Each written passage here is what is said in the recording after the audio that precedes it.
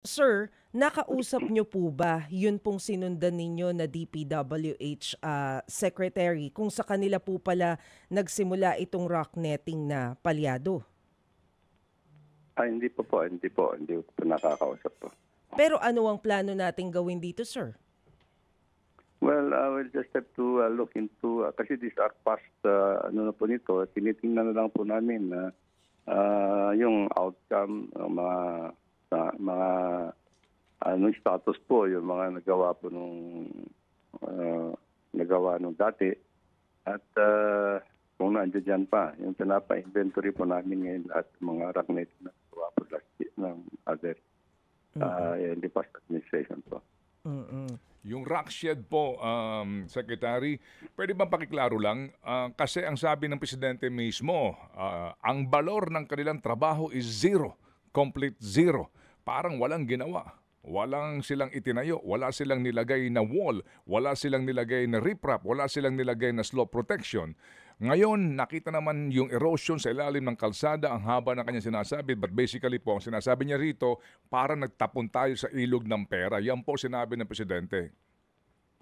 Ayan din po nakita ko. Pinuntahan ko rin po kahapon yan. Nakita ko nga po na it is a little, ano po dito, na yung dun sa ibaba ng rock shed, na-oka po at it becomes dangerous actually for now to use it kung gagamitin ng traffic po. Kasi naka-oka po dun sa ilalim ng rock shed, part of the rock shed po.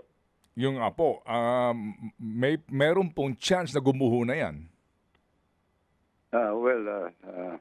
Yun na nga po, unless meron ng immediate intervention po doon sa ibaba na gagawin. Opo. Pwede lang hong natin klaruhin po, Sek, kasi alam niyo na, sa mga panahong ito, ang dami hong kung ano-anong mga balita at informasyon. Nagpunta ho kayo kahapon doon. Ano po, at inyo mismo hong sinuri ulit, no, yung naturang proyekto.